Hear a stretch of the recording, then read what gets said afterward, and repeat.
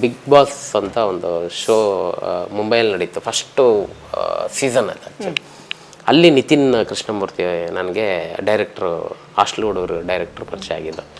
ಅಲ್ಲಿನ ಬಾಂಡಿಂಗು. ಅಲ್ಲಿ ಪರಿಚಯ ಆಗಿದ್ದು ನನಗೆ, ಅಲ್ಲಿ ಫ್ರೆಂಡ್ ಆಗಿ ಅಲ್ಲಿ ಒಡನಾಟಗಳು. ಆಮೇಲೆ ಅರವಿಂದ್ ನನಗೆ ಪರಿಚಯ ಆಗಿದ್ದು. ಸಿನಿಮಾ ಅಂತ ಕೆಲಸ ಬಿಟ್ಟಿದ್ದು.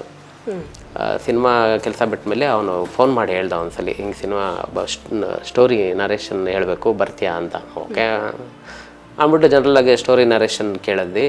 ನಾನು ಕಿರಣ್ ಅಂತ ಇಬ್ಬರು ನರೇಷನ್ ಕೇಳಿದ್ಮೇಲೆ ಚೆನ್ನಾಗಿದೆ, ಇಂಟ್ರೆಸ್ಟಿಂಗ್ ಆಗಿದೆ, ಸಖತ್ತಾಗಿ ಹೋಗುತ್ತೆ ಅನ್ನೋದು, ಮಜಾ ಹೋಗುತ್ತೆ. ಓಕೆ ಅಂದ್ಬಿಟ್ಟು ಕೇಳ್ಕೊಂಡು ಆಚೆ ಬಂದ್ವಿ.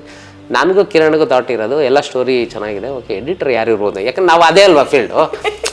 ಓಕೆ, ಇಬ್ರು ಮಾತಾಡ್ಕೊತಿದ್ದೀವಿ ಕಿರಣ್ ನಾನು, ಎಡಿಟರ್ ಯಾರು ಇರ್ಬೋದು ಅಂತ. ಓಕೆ ಯಾರಾದರೂ ಇರಲಿ ಚೆನ್ನಾಗಿದೆ ಅಂತ ಅಂದ್ಬಿಟ್ಟು. ಆಮೇಲೆ ಒಂದಿನ ಶೂಟ್ ಏನೋ ಮುಗ್ಕೊಂಡು, ಫಸ್ಟ್ ಶೆಡ್ಯೂಲ್ ಶೂಟ್ ಮುಗಿಸ್ಕೊಂಡು ನಿತಿನ್ ಬಂದಿದ್ದಾನೆ. ಫೋನ್ ಮಾಡ್ದೆ ನನಗೆ, ಮಗ ಎಲ್ಲಿದೆ ಅಂತ. ಎಲ್ಲ ಹೊರಗಡೆ ಇದ್ದೀನಿ, ಏನು ಅಂತ ಹೇಳಿ.